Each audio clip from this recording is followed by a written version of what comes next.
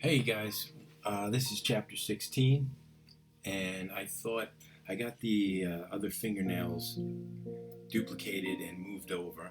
So I thought it might be nice to just do a little bit more work to the hands and just turn up the music and just work quietly. So just uh, just enjoy the music and work along with me, or just have a look.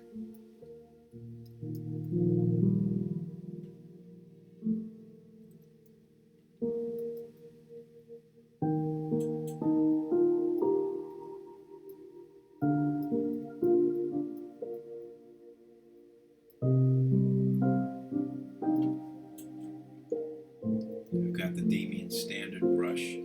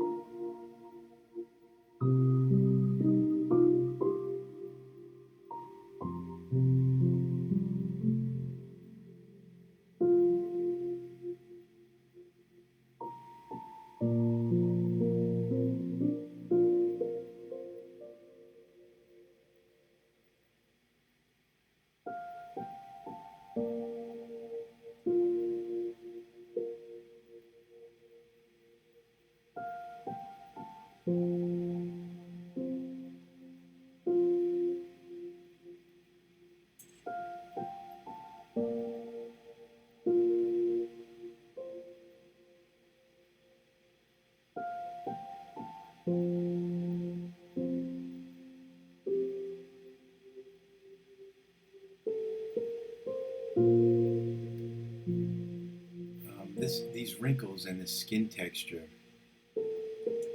may seem a little bit harsh,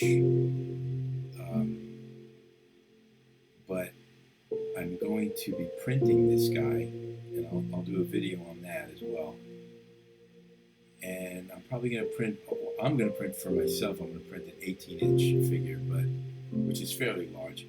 But I'm going to probably make copies at about 12 inches. So this stuff is probably going to be pretty small, and I think you'll get the impression of it in the 3D prints, but you're really not going to see it. It's kind of going to disappear. Even though I have good printers, resin printers, the scale is just going to kind of lose some of it. So I'm punching up the detail a little bit.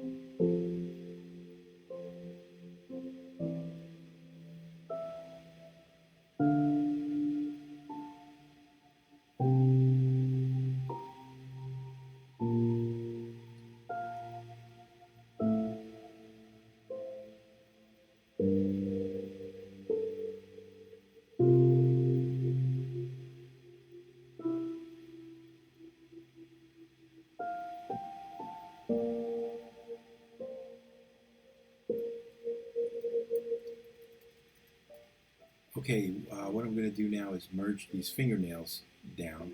There are only 482 active points on each fingernail. So let me merge them down. Okay, that's one hand. That's group visible. Duplicate and mirror over to the other hand. And let's merge all 10 fingernails together.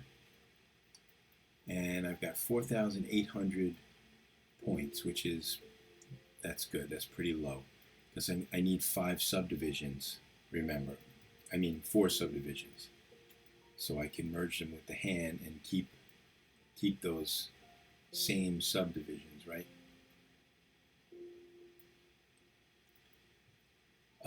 So let's divide that a couple of times. Divide, divide, divide. Okay, that's good. 4 subdivs, 317. That's still kind of low to put any detail on those fingernails. So let's divide one more time. And I've got over 1 million now. But the hands are only 4 subdivs, and this is 5, so I'm just gonna delete the lowest one. And then I can merge these two down because they're both at 4, and I won't lose my levels. But let's make sure symmetry is on. And let's just first add some detail while we've got them separate. I'm going to grab a standard brush and let's see. Do I want an alpha? No, let's just grab the Damien standard and do this by hand. There's another cool brush that's similar to the Damien standard. It's called Orb Cracks. This one. And the alpha is different. It's sort of, it gives you a sharper cut, like a beveled cut almost. And Orb Cracks is a pretty popular brush. You could find it online. I don't think it comes with ZBrush. But it's similar to Damien Standard, but the alpha is just a little bit different. A little bit sharper. So I'm going to use Orb Cracks.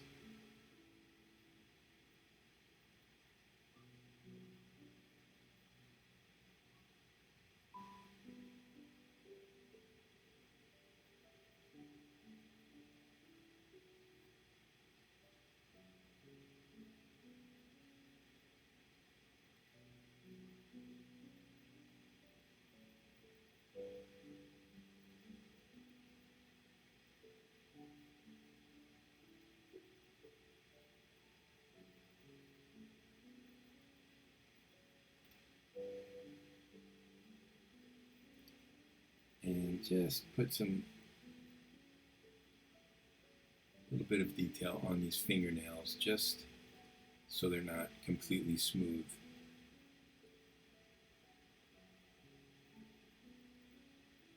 Once again, at the scale that I'm going to be making this guy,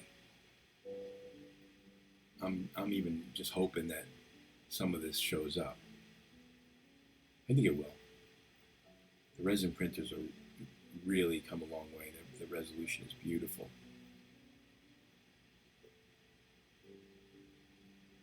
Okay.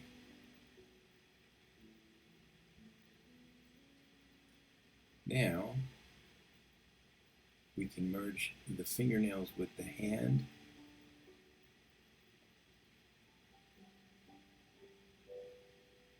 Just make sure some of that hand is not poking through.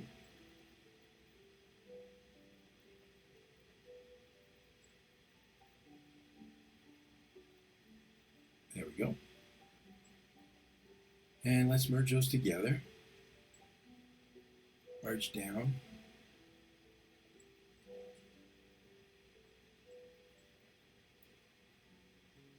Save my work.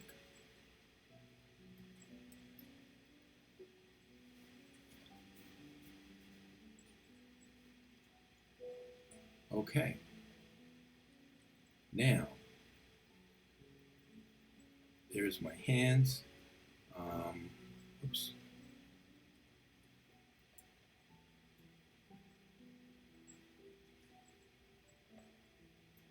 Okay, I'm just gonna make sure that I fill that with the same material. Okay, now what I'm going to do is split my hands. I'm going to go down to the lowest subdivision and hide this one. Whoops, symmetry off. Hide that one. Split hidden. And I'm going to pose this hand because this hand is going to be holding the mace. So, there we go. Now let's hide the left hand and let's work on this right hand and pose it. Now I've got the lowest subdivision activated, which is good. So let's grab, let's see, just want to bend the fingers. So first of all, I'm going to hit Control and that will activate my mask pen. I'm going to select this circle because it's easier to grab organic shapes and softer shapes than it is with the rectangle. Let's rotate the thumb outward a little bit.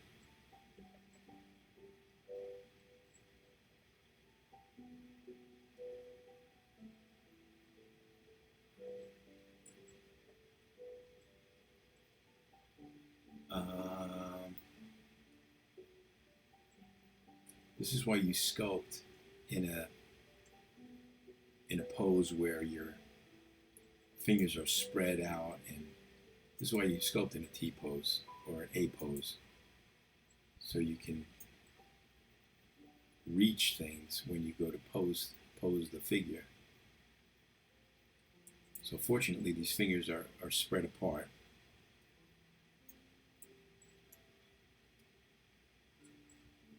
And I can isolate each one.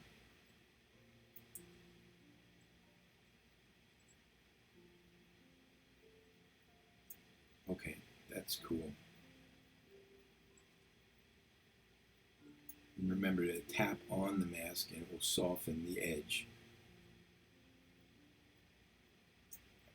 I'm just going to rotate it out.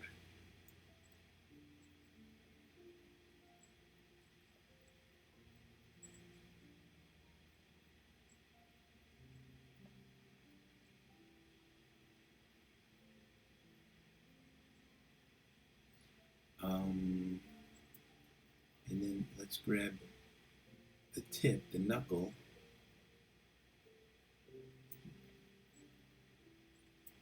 and rotate that in.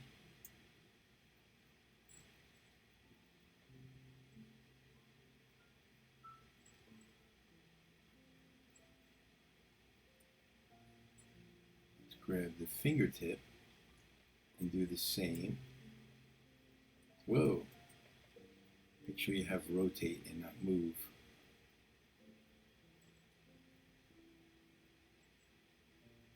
I probably should put that mace in place.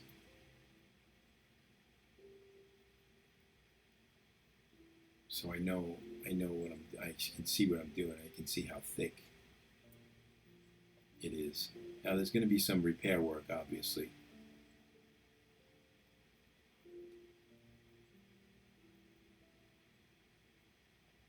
So let's grab the mace.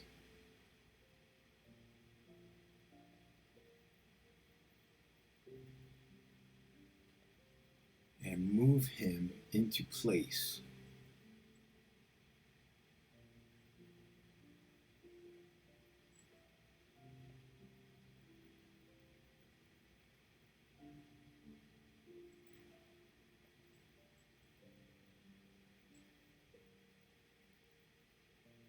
And I'm just thinking how heavy this ball is. So where is he gonna? Where would you grip the handle? Would you grip it up high? I guess it doesn't matter. This guy's a big, powerful giant, so he can handle it. Just trying to find a place where it looks cool. I guess I'll put it down here.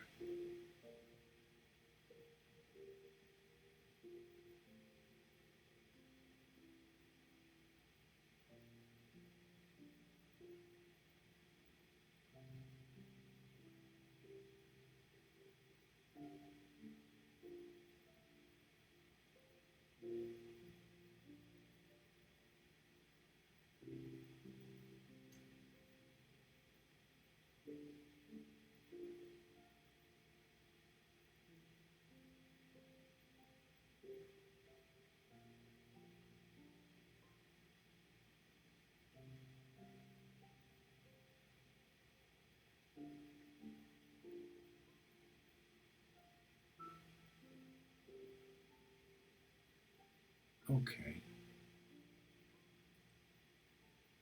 It's much easier to move stuff with the transposed chain than it is with the gizmo, as far as I'm concerned.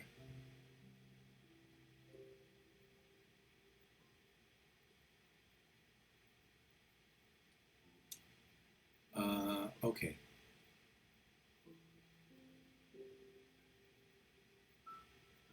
So this is going to take me a little bit of time to pose these fingers. But that's basically how I'm going to do it, is just masking off knuckles.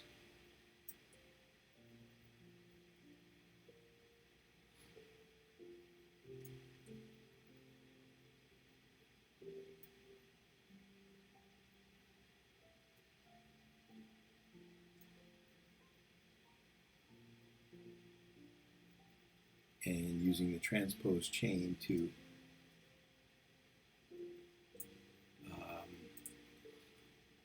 just bend them inward until I'm happy with where they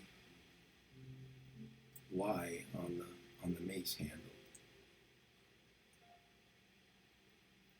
And there's going to be some repair work, obviously, but that's to be expected.